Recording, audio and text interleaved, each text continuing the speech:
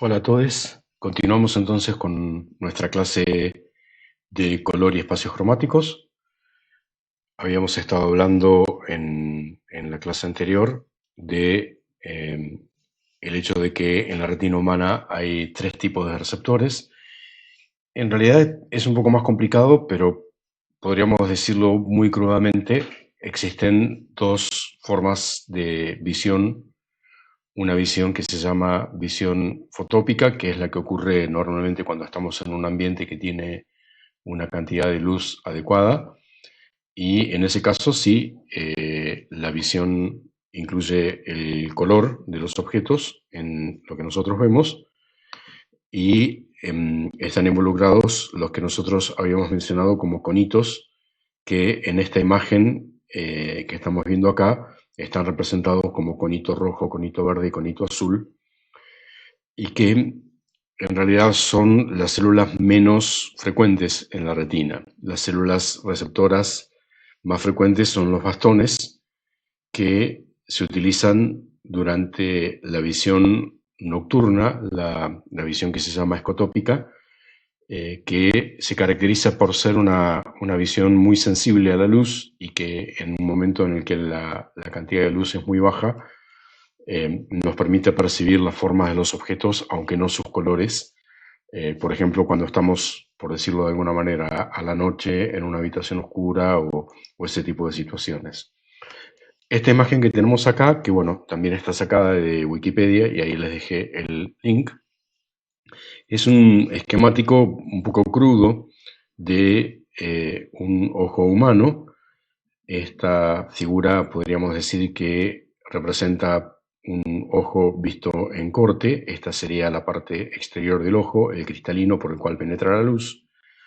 Aproximadamente un ojo humano tiene en el orden de 2 centímetros, 2 centímetros y medio. Es como si fuese una uva grande, por darle un tamaño. Y en la parte posterior del ojo, eh, en un sector que, bueno, que el importante para nosotros tiene a lo mejor un par de milímetros cuadrados nada más, se encuentra esta zona que nosotros llamamos retina, que es la que contiene, por un lado, todos los receptores y por otro lado contiene otras células nerviosas. Hay una capa de redes neuronales que están en la retina y que finalmente terminan en unas células ganglionares que transmiten el estímulo nervioso hacia, primero, un objeto que se llama quiasma óptico, que está aproximadamente en el centro de la cabeza, a mitad de camino entre ambas orejas. En ese lugar se cruzan en X los nervios ópticos de los dos ojos y luego continúan su camino también en diagonal, por decirlo de alguna manera, hacia los lóbulos occipitales, que es donde se procesa mayormente la información visual en el ojo humano. Esto es una cosa realmente muy interesante porque, bueno, más del 50% de la parte del cerebro humano para el cual se conocen sus funciones está involucrada directa o indirectamente en el procesamiento de la información visual. Nuestro cerebro es más un cerebro visual que auditivo, táctil o demás. Otra caracterización que podemos hacer acerca de esto es la cantidad de estímulos que llegan del resto del cuerpo al cerebro, medido en megabits por segundo, por decirlo de alguna manera. Entonces, aproximadamente 1.3 megabits por segundo llegan a través del sentido de la vista, contra 500 megabits por segundo del sentido del tacto, 500 kilobits por el sentido del tacto, 300 kilobits por el sentido del oído y así sucesivamente. O sea, el sentido de la vista tiene más de la mitad, tiene casi el 70% del ancho de banda de la información que está llegando del resto del cuerpo al cerebro. Bueno, un detalle importante de este gráfico, si es que no quedó del todo claro, es los sensores, los conos y los bastones, están en la parte de atrás del ojo, están tocando una membrana que se llama membrana pigmentada, Ahora vamos a ver por qué tiene ese nombre de pigmento. Y el estímulo luminoso atraviesa todas las capas de las redes neuronales y llega a las células pigmentadas, y a partir de ahí se produce la incidencia sobre los conos y los bastones.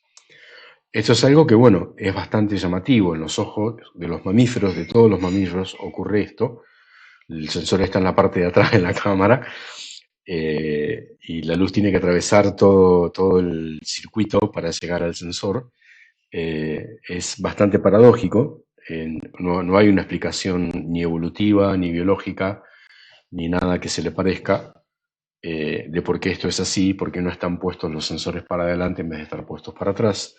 En otras especies, en las aves en particular, esto no es así. Los sensores están puestos en la parte de adelante, o en los insectos también están puestos en la parte de adelante, y eso hace que la sensibilidad sea mucho mayor. O sea, el dicho popular de vista de águila o ojo de águila no es, no es gratuito, es realmente así. La capacidad que tienen estas especies biológicas para discernir geométricamente es mucho mayor que la que tiene el ser humano. Bueno, el porqué de la pigmentación es un tema complejo. Vamos a hablar un poco de esto, porque no es exactamente central a nuestra asignatura, pero tampoco lo podemos omitir por completo. Yo tengo aquí un objeto que es de color rojo, y ese objeto está recibiendo luz del iluminante. Esa luz incide sobre el objeto, y luego fotones de color rojo, por decirlo de alguna manera, ahora vamos a ver que es un poco más complicado que eso, salen y van hacia la cámara o van hacia mi ojo, que me permite verlos. Ahí lo que está ocurriendo es un fenómeno que se conoce como reflexión difusa, que es diferente de la que ocurre en esta parte del bolígrafo, que es metálica y que se conoce como reflexión especular, porque lo que ocurre es los fotones que inciden del iluminante rebotan como si fuesen corpúsculos elásticos, como si fuesen balas, como si fuesen pelotitas, y van hacia la cámara o van hacia el ojo. ¿Sí? En ese caso, el color de los fotones es el color del iluminante. Por eso es que los espejos u otro tipo de objetos metálicos, por llamarlo de alguna manera, nos permiten ver las cosas como son, porque básicamente el fotón que vemos es el fotón que incidió. En el caso de la reflexión difusa, el fenómeno es un poco más complejo. El fenómeno involucra un tipo de moléculas específicas que se conocen como pigmentos, y que tienen la capacidad de interactuar con fotones cuya longitud de onda está dentro de la longitud de onda visible. Nosotros vimos en una transparencia anterior que la luz visible tiene una determinada longitud de onda, y esa longitud de onda está dentro de una zona que es el espectro visible. Si la longitud de onda es mayor, estamos en el infrarrojo. Si la longitud de onda es menor, estamos en el ultravioleta. En el caso del infrarrojo, nosotros sabemos que, bueno, que la luz infrarroja existe, pero que básicamente lo que hace es generar calor. De hecho, las cámaras termográficas que nos permiten medir, por ejemplo, la temperatura de una persona y determinar si está con fiebre, por ejemplo, lo que hacen es medir fotones dentro de una zona del infrarrojo, que es lo que se conoce como banda térmica. Básicamente lo que estamos diciendo ahí es la energía electromagnética es conmensurable con la vibración que tiene la materia cuando la materia está dentro de un objeto caliente. Es la otra columna de la física del siglo XIX, además del electromagnetismo, también debida a Maxwell, que se conoce como termodinámica, la teoría cinemática del calor. Cuanto más caliente está un objeto, más vibran las partículas adentro de ese objeto. Y esa vibración tiene longitudes de onda que están dentro de la región del infrarrojo. Para el otro lado nos vamos para el ultravioleta, y ya sabemos que del ultravioleta nos tenemos que proteger porque nos daña. ¿Por qué? Porque la luz ultravioleta tiene una longitud de onda tan pequeña que, en vez de interactuar con moléculas, es más pequeña que las moléculas y las rompe, daña el tejido biológico por la pequeñez que tiene. Y si nos vamos al rayo X, más peligroso todavía porque no solamente tiene la capacidad de dañar las moléculas biológicas, sino que tiene la capacidad de darle a moléculas muy pequeñas como por ejemplo el ADN y produce mutaciones en las células que pueden generar en tejidos cancerosos o pueden generar ese tipo de malformaciones.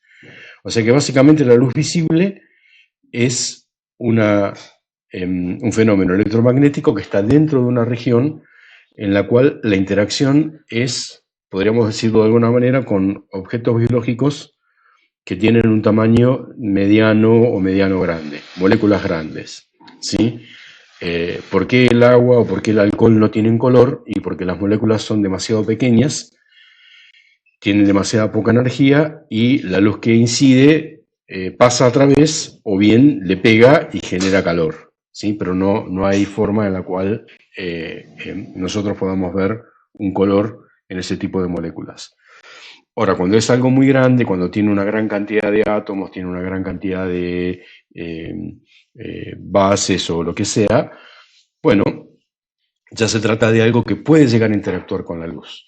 ¿Cómo se produce esa interacción? Es muy complejo el tema y en clase presencial por ahí le dedicamos un poco más de tiempo porque puede haber alguna persona que conozca del tema y nos pueda aportar. En este caso, bueno, van a tener que escuchar cómo contamos la historia nosotros. Pero bueno, básicamente simplificando al punto de ser un poco crudos, nosotros podríamos decir que el fotón, esa onda viajera o esa partícula viajera, no es ni onda ni partícula, es ambas cosas y ninguna, tiene la capacidad de interactuar con los objetos que estén en el momento en el que el fotón se propaga.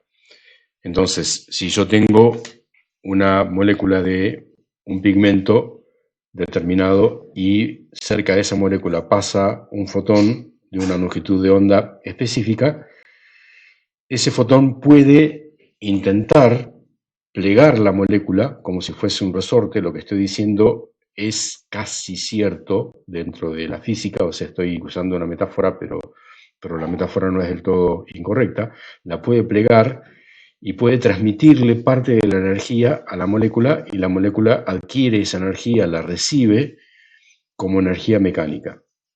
Sí, para que esto ocurra, la molécula tiene que tener por lo menos un átomo que tenga la posibilidad de alojar esa energía extra a través de el pasaje de un electrón, de los electrones que estén en las órbitas exteriores, de un electrón de valencia o de un electrón de conducción, el pasaje de ese electrón de su estado base a un estado excitado. Entonces hay un delta de energía en el pasaje de un electrón de una órbita de estado base a un estado excitado y esa energía la pierde el fotón que pasó por ahí. En realidad, lo que ocurre es el fotón incide, cede parte de su energía a la molécula que se pliega como un resorte y la diferencia de energía se reemite como un fotón secundario. Como ese fotón secundario tiene menos energía, tiene menos frecuencia, por lo tanto tiene mayor longitud de onda y típicamente yace fuera del espectro electromagnético. En la mayor parte de los casos lo que ocurre es eso.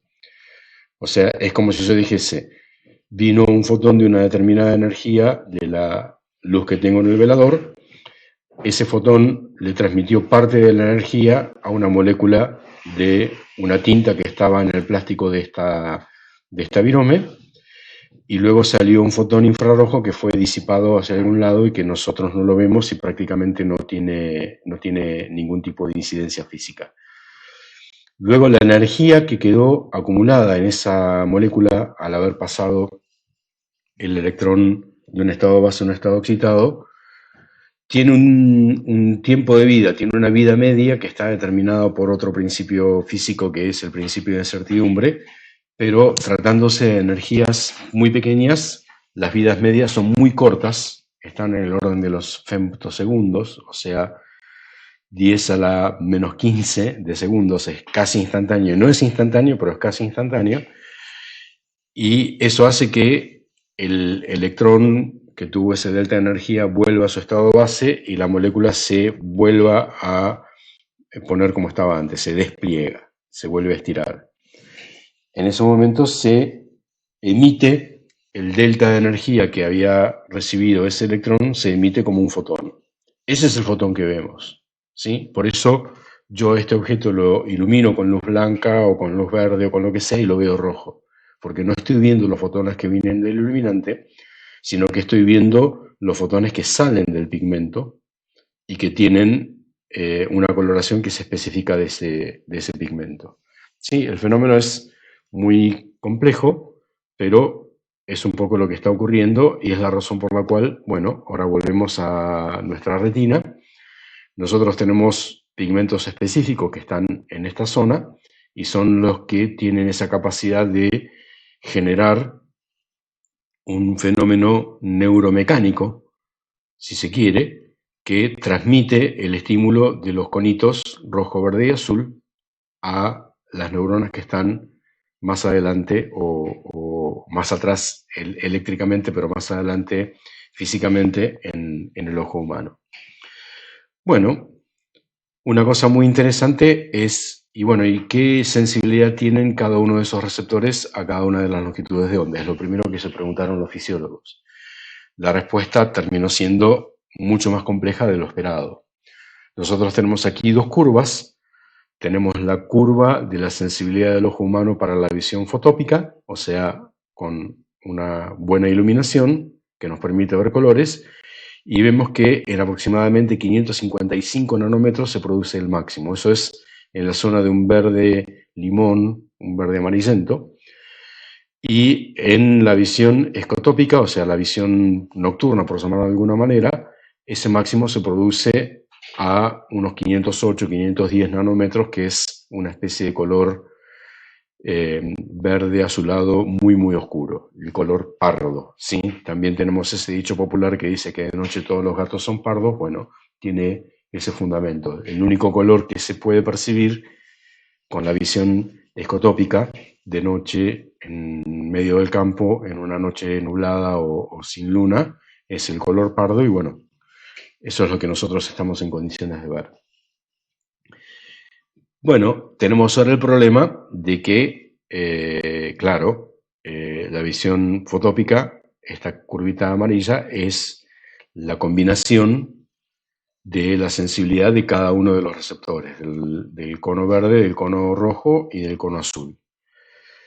Y la cantidad de formas en las cuales nosotros podríamos encontrar que el cono rojo, verde y azul contribuyen a esta curva amarilla es un problema muy subdeterminado porque la cantidad de posibilidades son muchas. Seguramente algo que no ocurre, porque nunca en la biología ocurre una cosa por el estilo, es la sensibilidad del receptor rojo nace en los 700, llega, suponete, hasta los 600 y ahí cae abruptamente.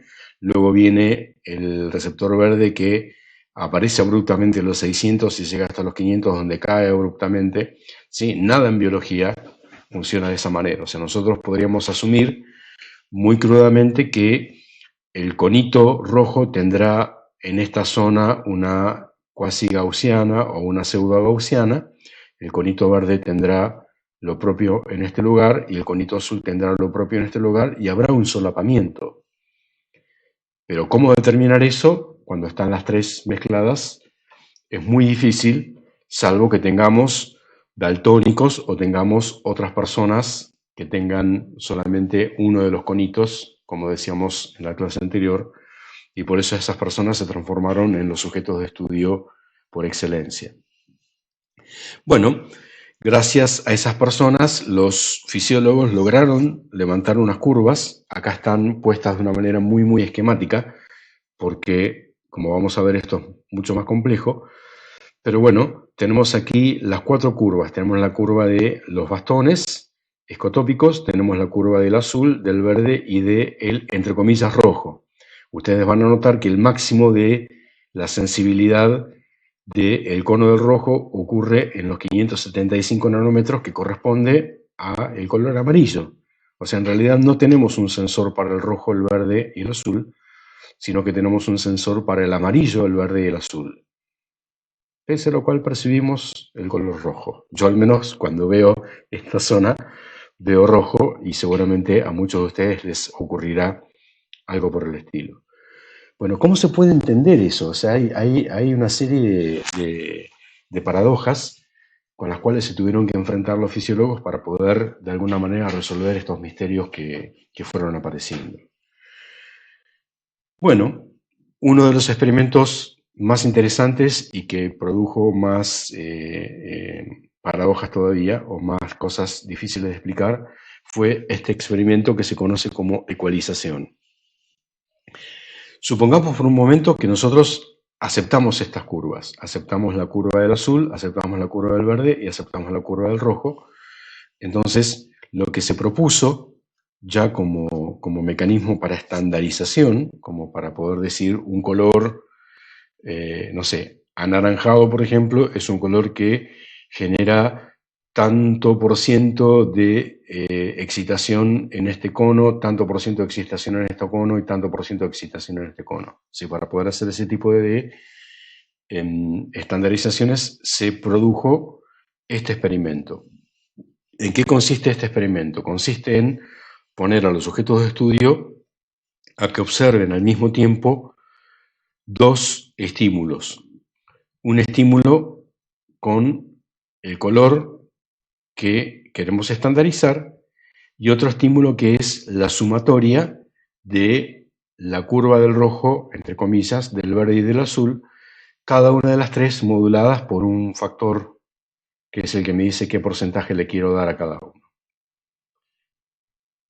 Entonces, básicamente, si la teoría triestímulo está funcionando bien, yo coloco en este lugar anaranjado, por ejemplo, y iluminando con un determinado porcentaje del rojo, más un determinado porcentaje del verde, más un determinado porcentaje del azul, tengo que poder producir del lado derecho de la pantalla, que está viendo el observador, lo mismo que se ve del lado izquierdo.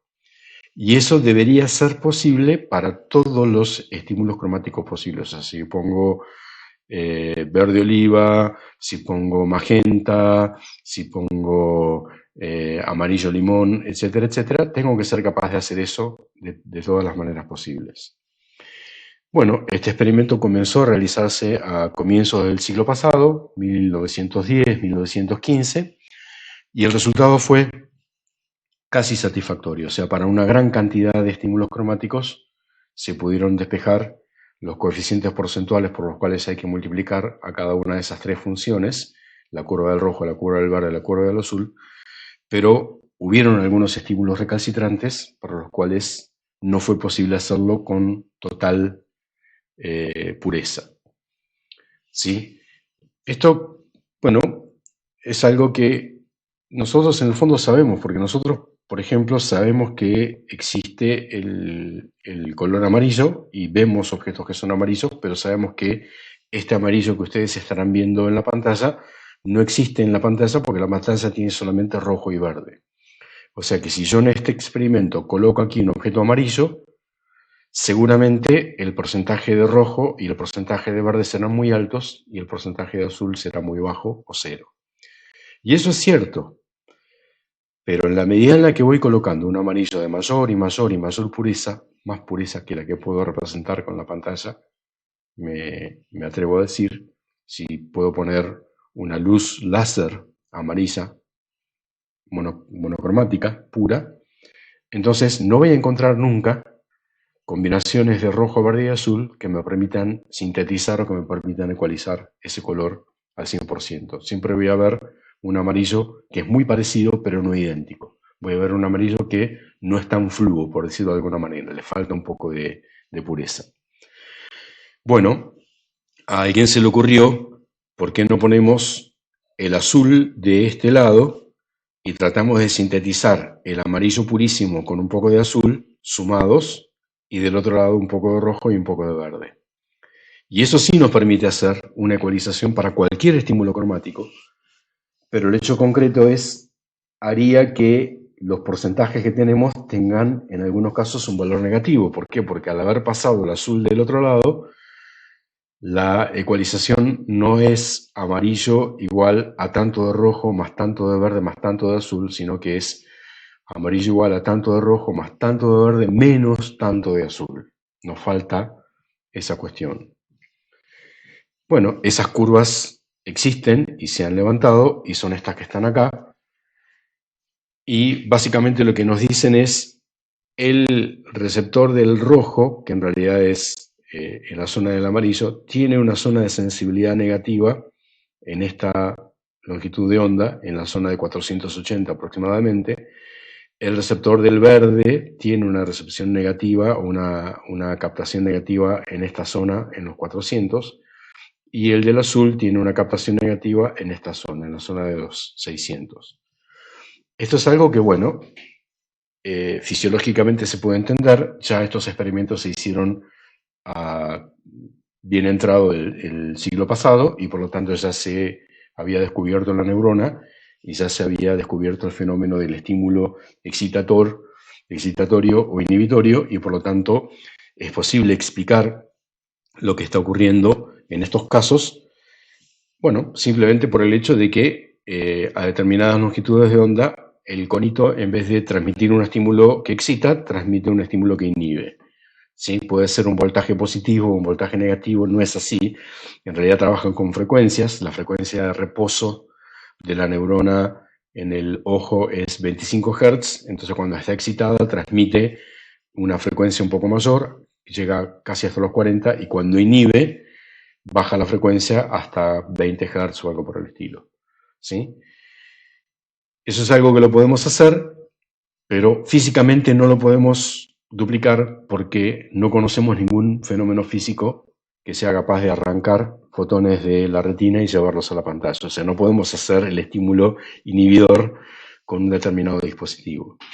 ¿Qué es lo que quiero decir con esto? Lo que quiero decir es, no tenemos en nuestras pantallas amarillos purísimos. Tenemos amarillos que están bastante bien, son aceptables, pero no son perfectos. ¿Sí? Tenemos muy buenos rojos, tenemos muy buenos verdes, tenemos muy buenos azules, pero los amarillos que tienen las pantallas y los anaranjados distan un poco de ser los que se pueden obtener con otro tipo de mecanismos de reproducción o con pigmentos o con cosas por el estilo. ¿Será cierto esto del estímulo inhibidor o algo por el estilo? Yo les puse aquí un experimento que se puede hacer, que lo pueden hacer ustedes. Miren por favor el punto negro que está en el centro de esa imagen, aproximadamente durante 10 segundos. Mírenlo, mírenlo, mírenlo, mírenlo. No dejen de mirarlo. Yo ahora voy a cambiar la imagen. Sigan mirando la imagen y vean qué lindos colores tiene la imagen sin dejar de ver el punto negro. Y cuando quieran, pasen a mirar la imagen y van a ver cómo esos colores que estaban viendo en realidad no estaban ahí. ¡Wow! ¿Sí? Ustedes tienen esto grabado, así que van a poder repetir el experimento cuantas veces quieran. Si les parece que algo es demasiado extraño, van a poder llamar a las personas con las cuales estén en contacto. Si están en este momento en familia, van a poder llamar a algún familiar, le van a poder compartir este video a alguna persona, y bueno, es realmente así. ¿Sí? Fíjense qué interesante que es el fenómeno por el cual nuestro sistema ojo-cerebro le atribuye colores a cosas que no tienen colores. Bueno, también les coloqué otro experimento. Este experimento es también muy interesante. No me está capturando la pantalla. No entiendo por qué. Bueno, por alguna razón no estoy viendo lo que se tendría que ver. Voy a revisarlo y en todo caso en la clase 3 lo vuelvo a colocar. Es un experimento ya un poco más dinámico, pero también nos muestra cómo funciona esta cuestión inhibidora en el ojo y cómo realmente tenemos una sensibilidad negativa, y esa sensibilidad negativa genera percepciones cromáticas aún de cosas que no tienen un color. Bueno, estaríamos dejando aquí entonces y pasaríamos a la parte 3 de la clase más adelante. Nos vemos.